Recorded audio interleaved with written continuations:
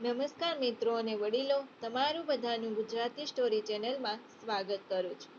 સાહેબ, મને લસ્સી પેક કરી આપો ને. દુકાનદારે મોઢું બગાડીને કારણ પૂછ્યું તો 10 વર્ષની છોકરીનો જવાબ સાંભળી ત્યાં હાજર બધા લોકો, જો આ સ્ટોરી તમને પસંદ પડે તો આ ચેનલને સબસ્ક્રાઇબ, લાઇક, શેર અને કમેન્ટમાં અભિપ્રાય જરૂર આપજો. બાજુમાં રહેલ બેલ આઇકનને જરૂર ઓન કરજો, જેથી તમને આવી અવનવી સ્ટોરી સાંભળવા મળે. ઉનાળાની બળબળતી બપોર હતી. બપોરના અંદાજે 12:30 વાગ્યા હશે. એટલે સૂરજ દાદાના તાપનો પ્રકોપ પણ એની ચરમસીમાએ હતો. રસ્તે રખડતા કૂતરાઓ પણ છાયો શોધી રહ્યા હતા. શહેરના પર બજારે વચ્ચોવચ્ચ મનપસંદ કોલ્ડ્રિંકની દુકાન આવેલી હતી. ઉનાળામાં આવા ભયંકર તાપથી બચવા માટે ઘણા લોકોએ દુકાન પાસે ઊભા રહીને ઠંડા પીણાની મોજ બળબળતી ગરમીમાં માણી રહ્યા હતા. રોડની બીજી બાજુએ એક છોકરી ઊભી હતી. કપડાં ફાટેલા, તૂટેલા અને ખૂબ જ ગંદા દેખાઈ રહ્યા હતા. છોકરીના વાળ પણ વિખરાયેલા હતા. છોકરી રોડની બીજી બાજુ ઘણા સમયથી ઊભી હતી. છોકરીની ઉંમર આશરે 10 થી 12 વર્ષની હશે. રોડની બીજી બાજુએ ઊભી ઊભી આ છોકરી મનપસંદ કોલ્ડ્રિંકનો દુકાને ઊભા રહીને ઠંડા પીણાની મજા માણી રહેલા લોકોની સામે તાકી તાકીને જોઈ રહી હતી. અચાનક એક ભાઈનું ધ્યાન આ છોકરી પર ગયું. ભાઈએ જોયું કે છોકરી તાકી તાકીને ઠંડા પીણા પી રહેલા આ લોકોને જોઈ રહી હતી. પરંતુ છોકરીનું ધ્યાન હજી આ ભાઈ સામે નહોતું ગયું. છોકરીએ નજર ફેરવી એટલે આ ભાઈ પર તેનું ધ્યાન ગયું. તરત જ પહેલા ભાઈએ ઈશારો કરીને છોકરીને નજીક બોલાવી. પણ થોડા સમય સુધી તો છોકરી ત્યાં આવી નહીં. કદાચ એના ખૂબ ગંદા અને ફાટી ગયેલા કપડાં ત્યાં બધા ઊભા રહેલા માણસો પાસે આવતા રોકી રહ્યા હોય તેવું લાગ્યું. થોડા સમય પછી તે હિંમત કરીને રોડ ક્રોસ કરી નજીક આવી. જે ભાઈએ ઈશારો કરીને બોલાવી હતી તે ભાઈએ છોકરીને પૂછ્યું, તારે ઠંડુ પીવું છે? છોકરીથી બોલીને તો કંઈ જવાબ ન આપ્યો. બસ તેણે હામાં પોતાનું માથું ધોળાવ્યું.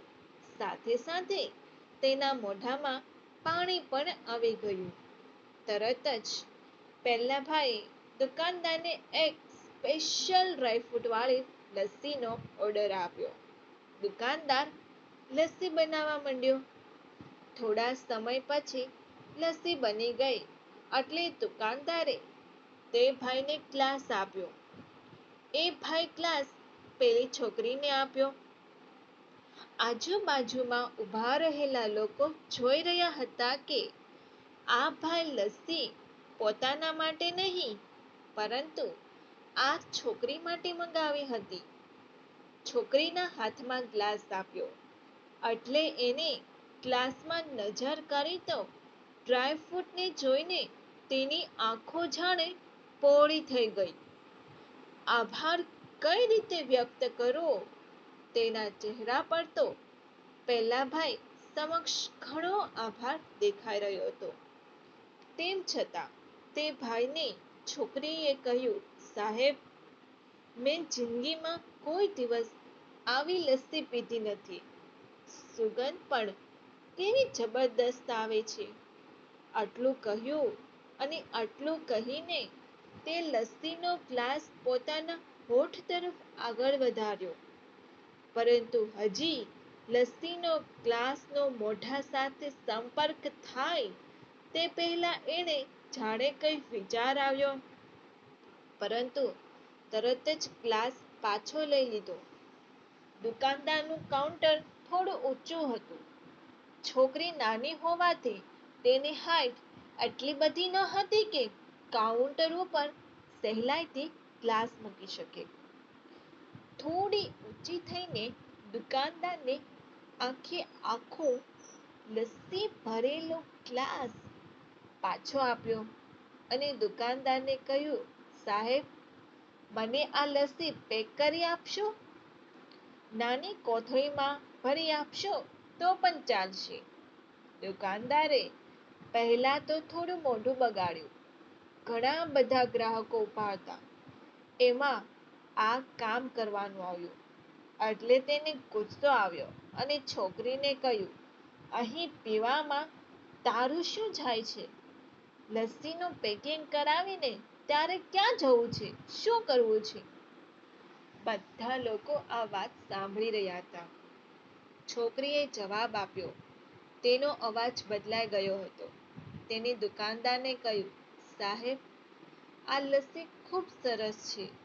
મારા ઘરે મારો નાનો ભાઈ છે. એને આવી સરસ મજાની લસ્સી પીવાનો મોકો ક્યારે મળે? મારે મારા ભાઈ માટે લઈ જવી છે. મને પેક કરી આપો ને. બધા લોકો ત્યાં ઊભા રહીને આ ઘટના પોતાની આંખોથી નિહાળી રહ્યા હતા. છોકરીએ જવાબ આપ્યો એ સાંભળીને ત્યાં હાજર દરેક લોકોને પોતાની બહેન યાદ આવી ગઈ. અમુક લોકોના આંખમાં ખાલી આંસુ નીકળવાના બાકી હતા. બાકી ત્યાં હાજર દરેક લોકો છોકરીનો આ જવાબ સાંભળીને ભાવુક થઈ ગયા હતા.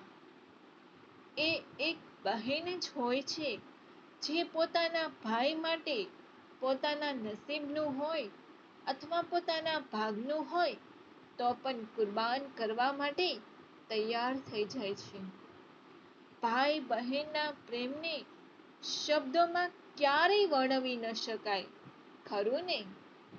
જો તમને આ સ્ટોરી પસંદ પડી હોય તો દરેક લોકો જોડે શેર કરજો. આવી સ્ટોરી સાંભળવા માટે આ ચેનલને સબસ્ક્રાઇબ, લાઈક, શેર અને કમેન્ટમાં અભિપ્રાય જરૂર આપજો. બાજુમાં રહેલ બેલ આઇકનને જરૂર ઓન કરજો.